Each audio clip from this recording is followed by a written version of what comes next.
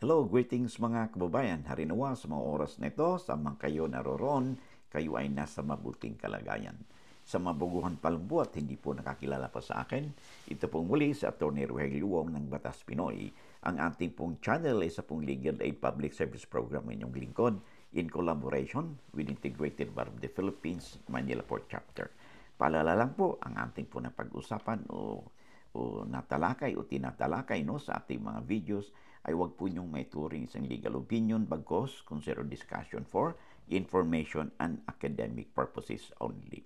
If you have compelling issues, pinaka-the best na po ang magkonsulta sa inyong lawyer sa inyong community. Alright, okay. So, sa mga baguhan pa lang, kung hindi pa kayo nag-subscribe, please paki-subscribe naman. Of course, click din yung share and like, tsaka yung notification bells po natin, buttons natin, upang sa ganon, ay may spread out po ninyo, natin lahat ang ating adikain at matulungan po ninyo ang inyong lingkod na may spread out po natin ang legal na impormasyon o kaalaman sa ating mga kababayan. Saan man po sila naroon, alam naman natin.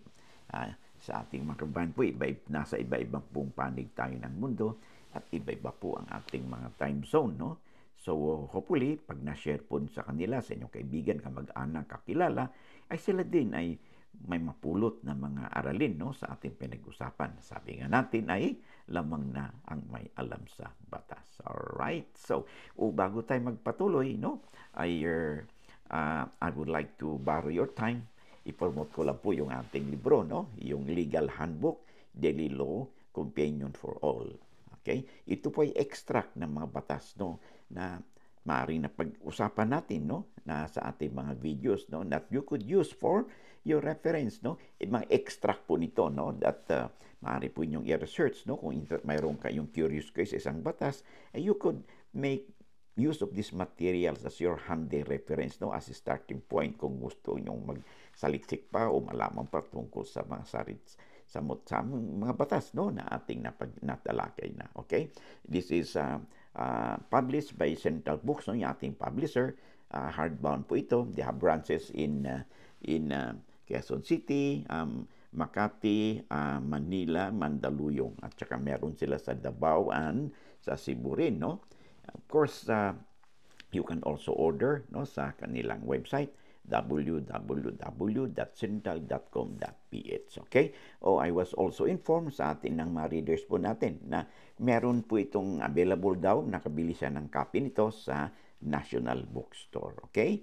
So, if you're interested, this could be handy reference material sa inyong bahay o sa inyong workplaces, for your handy reference kung meron kayong curious kayo, tungkol sa isang batas. Okay. So, maraming salamat. All right. So, another book po na i-promote po natin.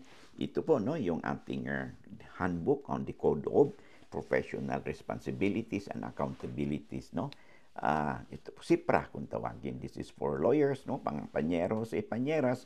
Kung wala pa kayong copy, you could also have a copy of this book sa Central Books, They have branches in Quezon City, Makati, Cebu, Davao, Manila, and Mandaluyong. Or you could order sa kanilang website, www.central.com.ph. Hardbound po ito. Okay? Maraming salamat. Okay, so much for that. Alright. So, ang ating pong tatalakayin sa episode na ito ay may kinalaman sa sulat po sa atin ng isa po nating taga-subaybay, itago natin siya sa pangalang Akang 2838. Sabi kasi niya dito. Okay? So ito ay sinasabi niya na nagkaroon ng yung lupa nila ay dinadaanan ng malaking truck, ng isang plantation company, at dito dumadaan yung kanilang yung sa lupa nila, at napag-alaman pa nila na kasi nagdi-deposit daw ng mga materialis o produkto yung kumpanyang iyon doon sa lupa ng kapitbahay, pero sa kanilang property dumadaan. So, and then nalaman din niya na nagpa-survey pa ito at nagpa ng muhon, no? Nagpatanim ng muhon. So anyway, basahin natin ang kanyang sulat. Sabi niya, "Attorney, tanong ko lang po, isang company ng isang plantation company, no? Dumaan sa sariling lupa namin na walang rental. Tapos doon sila nagdi-deposit at nagrenta sa kapitbahay namin. Okay? Tapos ang dinadaanan lupa ay company business sa amin, no? At tapos ay himasok ng isang company na dala ang geodetic engineer, nag-survey ang isang company sa area namin, naglagay ng muhon sa lupa namin, walang notice sa amin, which is mga lupa namin. Itutulado na lahat." Okay. So, una, doon sa isapi na pagpasok paghimasok ng isang sinuman, no? Yung company, no? Sinasabi mong may-ari ng isang plantation company, ay wala silang karapatan na basta pumasok na lang, mag-intrude sa inyong property. Okay? So, bilang may-ari, ay pwede ninyong sarahan yan, maglagay kayo ng no trespassing. Okay? Pag sa ganun, may notice sila at makasuhan ninyo ng trespassing kung sakali man nagpupumilit man sila. Okay? Pangalawa, hindi naman makatarungan din, dumadaan sa inyong property, tapos na-prejudice kayo, tapos sa inyong kapitbahay, meron silang arrangement at mukhang doon nagbabayad, no? Kung tama ba ang aking pagkaintindi sa sulat mo. And worse, nagpa-survey sila, may nagpa-survey at di umano ay naglagay ng muhon sa lupa pa ninyo. So, wala pang notice daw sa kanila. Well, so yun po ang kanyang hinaing sa atin. Okay?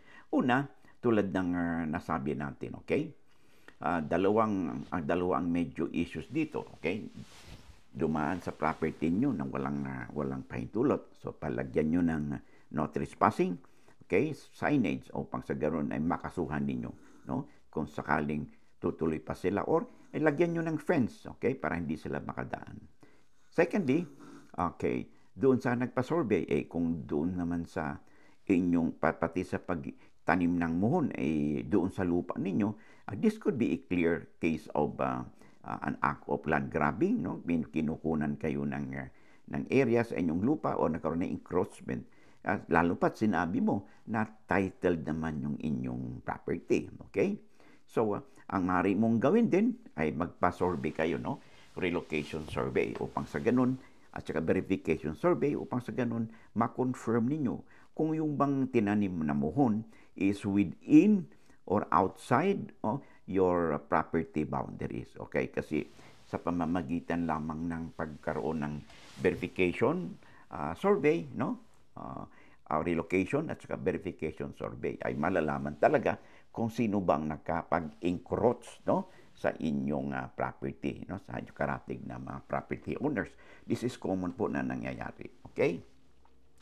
So, yun ang maaari nyong gawin. Okay? And then, of course, this is without prejudice na mag-file kayo ng complaint sa korte, no? Kung kayo ay na damage dito, na prejudice dito sa ginawa ng sinasabi mong company, no? Ng plantation company. Okay? So, ganun. Ngayon, sa usaping nagpa-survey, marami nagtatanong, kailangan ba na pag magpa-survey ang isang tao? Kailangan ba magkaroon ng permission? Okay? Consent yung karatig na may-ari sa pag-survey. Ang batas po, wala naman pong sinasabi na pag magpa-survey ang karatig na may-ari ng lupa ay kailangan mo na humingi ng permiso.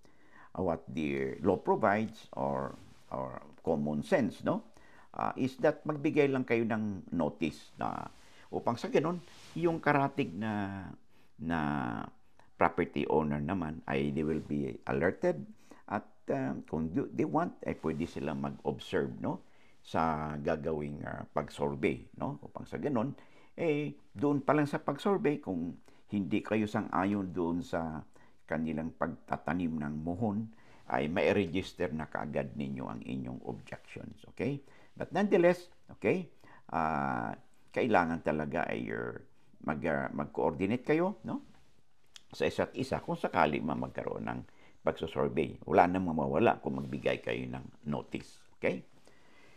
So, okay, I hope nasagot natin, no, yung katanungan sa atin ni Akang 2838. Okay? So, I would suggest you get in touch with your geodetic engineer, magpa-survey din kayo, and then yung inyong lawyer kung kinakailangan para mapadalhan po ninyo ng demand letter, no? Ang nasabing company, no, na gumagamit ng inyong property without your consent. Okay? At kung kinikailangan ay mag-file ka ng complaint doon sa korte for trespassing and damages. Okay?